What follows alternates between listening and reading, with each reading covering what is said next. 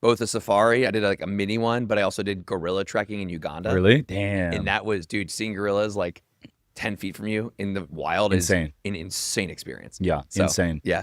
So one thing I notice when I travel with these different airlines, domestic versus international, is when you go at international, like the service, the quality of everything that you get from the food, the drinks, the quality of service, everything is like way better. It's way more enhanced internationally. Why do you think that is? I think that the international market overall is a little bit more competitive for these international routes. I think that's probably one thing. Like if you think of the Middle East, right? Part of the airline experience is almost a flex for the country. Like you think about Qatar's competing with Emirates, and then Emirates is competing with Etihad. So these airlines are kind of in a little bit of like a who's got the flashiest, best service and best experience. I think there's an element of that. But beyond that, I think it's mostly like a cultural thing. There might be some hiring things that they do with some of the staff we were talking about. Yeah. That could be a factor. But it is a noticeable difference because even the best US-based airlines, like the best first class and the best US airline doesn't even come close to like the fifth best first class from these international carriers. So you're absolutely right. Yeah. And who knows? I mean, maybe it's like you mentioned it's more competitive overseas, but from a price standpoint, it might be more competitive here domestically. That's what I think. Because think about most of these countries like Ireland, they got one airline, right? You're talking about some of these Australia, they got one airline. Here in the U.S., we got a lot: United, Delta, Southwest, American, just to name a few. Yeah, right. And so now they're all competing with each other. JetBlue is another one, Allegiant, Frontier, and so they're all competing with each other on price. And so maybe that's a factor of it. And so they maybe over the years they started cutting certain things, like, hey, we're not going to do meals on certain flights. We're going to cut like fancy breakfasts. We're not going to do caviar. Yeah, maybe that's part of it. I don't know. I'm speculating. I'm always want to be wrong. Right. But also, the seats seem to be more comfortable with the international ones. But one thing I will say is this, and I know this is a fact. I used to do air traffic control for a while, but air traffic control was unionized, and the flight attendants here are unionized as well. And so if you look at the airlines, these international airlines will have typically a lot of females, all female staff, all the stewardesses, all the flight attendants will be all females, typically between the ages of 20 and 25. You don't see any stewardesses with some of these airlines over 30 because they age out. But here in the U.S., if you look at American, Delta, United, Southwest, you will see younger flight attendants, but you also will see flight attendants in their 60s. And some of these flight attendants are in their 70s here because it's unionized. And I think from a labor law, they're protected here in the States. And so that's one difference you'll see. And it's funny because here in San Diego, living here, you go to some of these local hotels, the Intercontinental Hotel, for example, the British Airways will put their cruise there. And then also Japan Airlines will put their cruise there. And so just hanging out in the hotel like lobby, not in the lobby, but hanging out at the hotel bar over there, you'll see the crews come in and out.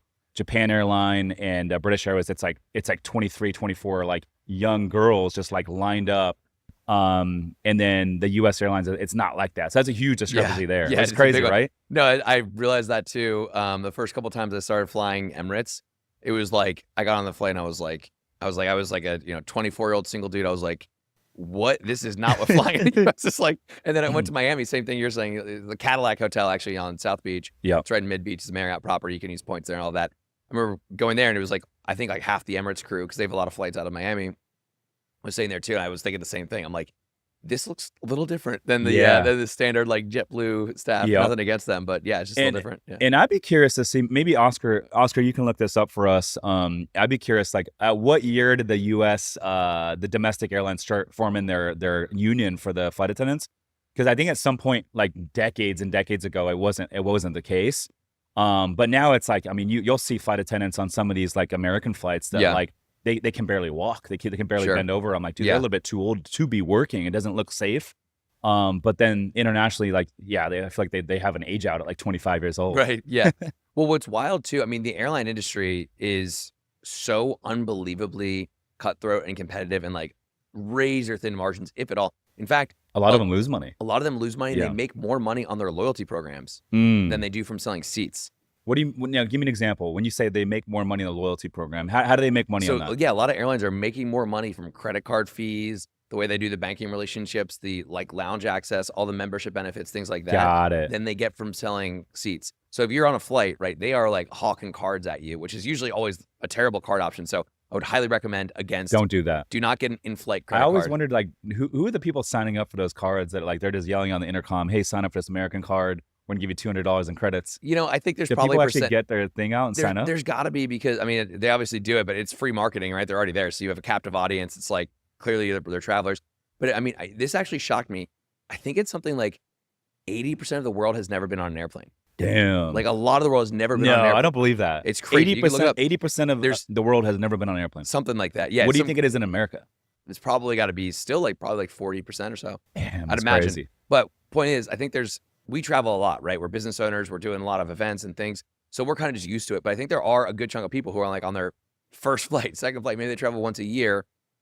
So they're not thinking about this stuff. And when they get on a flight and they're like, sign up for this card and you can fly to Hawaii for free, they're like, oh my God, I never thought of that. So I'm sure there's a percentage of people. I did it actually when I was like 23, when I was there you go. very new to this. I was like, wait. I get that. Yeah, I was like, this is crazy. You're telling me I could get this card, and I was just learning about points. I was like, I could fly to Europe and round trip and economy for free. And I was like, that'd be amazing. So I didn't know much. I made so many mistakes when I was young starting out with this stuff. It's complicated. It's nuanced. There's a lot of different cards and programs and all this stuff, but that's part of their model. And when you say it doesn't make sense, typically, like, that resonates with me, because the way I look at these reward programs is, well, if I'm going to be with United, but then the reality is there's 6-7 different airlines here in the US. For me, I'm always going to take the flight that has the direct. So which airline has the direct flight based on where I'm going, right? And typically out of San Diego's it's not LAX, it's not Dallas Fort Worth, that's not a major airport. Out of San Diego, there's typically only going to be one airline that has the direct flight to wherever I'm going. Mm-hmm. And so let's just say San Diego to Miami. There's only one airline that goes nonstop, and that's American. So if I have United points and all that, I don't want to be tied to taking United and having connections when I could just get on the nonstop via American. Yep, exactly. That's so like for us, right? So we worked with a couple thousand clients on this, and we have a 3-step system that we always walk people through.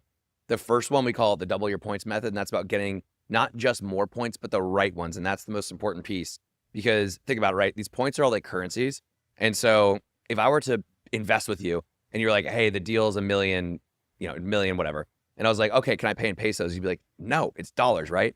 But there's a clear difference between dollars and pesos. But in the points world, people don't realize there's a huge difference between Hilton points and Amex points and Delta miles and Alaska miles. Those are all worth different things. And so when you think about what you want to spend on and what airline you want to be loyal to, it will make a massive difference in terms of the benefits you get, the upgrades you get, and just overall how much value and free travel you're getting back by picking the right programs and cards. So like when you're flying like that and you're not flying one airline consistently, this is why I tell so many people that going for elite status, unless you're in a certain percentage of people, is a huge waste. Elite status on airlines is super overrated for most people. Certain people, I know you've had Pace More Beyond, he talks about Concierge Key. That could be a different section because the volume of travel, the spend is there, the benefits that are going to be utilized, but for most people it's not. And it's how they, again, gamify the system to make money long-term is by creating a really good loyalty system that most people lose at and they win. So that's kind of what you need to know about airline loyalty systems too. What is American Airlines Concierge Key? So Concierge Key, there's other ones too. There's like United Global Services and other airlines kind of have these like higher end, invitation only, private, VIP level, elite status. And you have to be invited in. Usually you have to travel a ton or spend a ton on a co-branded card with them, and or be like kind of celebrity-like status where like you get to board privately. Oftentimes you get like a private chauffeur.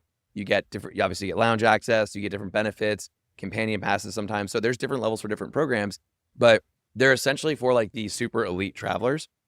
The thing is, for the vast majority of people, it's not worth it because the opportunity cost of what it takes in terms of the points you could be earning, the value you could be earning with other cards, you're just not getting as much if you're dedicating all of your spend to generally like an American Airlines card.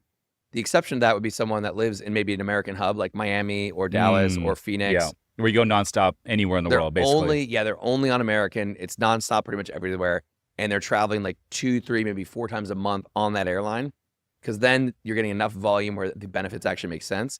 Beyond that, and you won't have the need to take other airlines. You don't have to fly other airlines, exactly. Yeah. Right. But beyond that, it's kind of just a flex, right? But for example, with like Delta's points in the miles world, we call them Sky Pesos because they're worth shit. Yeah, terrible. Sky Pesos. If you want to fly to Delta and fly Delta to Europe in business class for Atlanta, Delta One, which is their kind of first class, is oftentimes like 300,000 or 500,000 points. Whereas you might be able to fly Air France for 60,000 points on the same route. So it's a huge difference. So if you're flying Delta a lot and you live in a Delta hub, you're like, well, I'll just use the Delta card and earn Delta miles.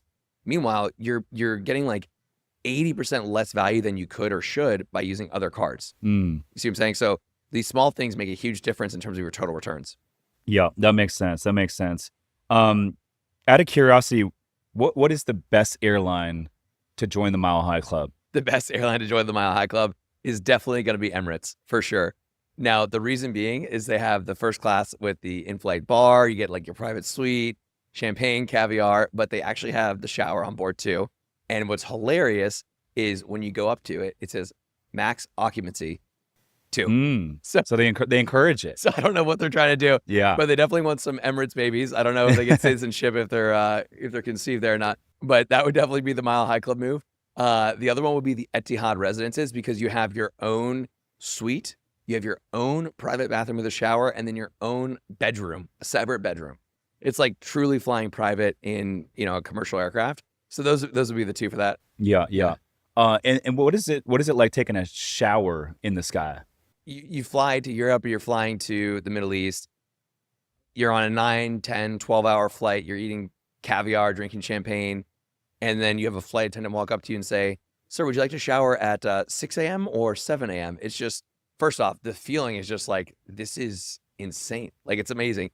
And for me, when I start to think about the fact that like commercial flying has only been around for maybe like 100 years, like the fact that you can shower on a plane on a flight that you didn't even pay for. I'm like, we live in a world that is like better than the dreams of like pretty much anyone for all of human history. It's so cool we get to do that. But it also does give you, I mean, I've done it a couple times, and every time I land after I've showered on a flight, I'm like, yep, I feel way more refreshed and way more ready to go. They got the pajamas, the whole experience is really, really cool. Yeah.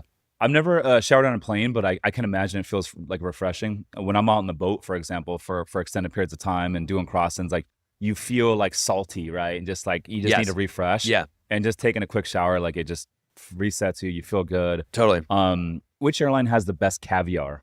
Dude, the best caviar on an airline, in my opinion, also Emirates. They're probably my favorite overall airline. So they're number one. They're number one for me. But the reason that they have the best caviar isn't just like, it's not the quality, it's the portions. Dude, they serve you just like plates full. There's unlimited amounts of just huge, like there's been some flights when I totaled up how much caviar and champagne I had. I'm like, I just took them down for like $2,000, I think. It's crazy of what they do, but their service is impeccable. The flight attendants encourage it too. Like they really like you to get the most out of the experience. And so right away at takeoff, I order one. Sometimes I don't even order like a full meal. I'll just get like 4 rounds of caviar and and just keep it going because I really enjoy it. So yeah. What about the best champagne? Would you say it's Emirates as well? Singapore Airlines tends to have some of the best drinks, and some of the Japanese carriers, if you want to go outside the champagne too, ANA, Japan Airlines, they'll have like really nice Japanese whiskey, $600 bottles, things like that. But Singapore Airlines is really good. They have a lot of Krug. They have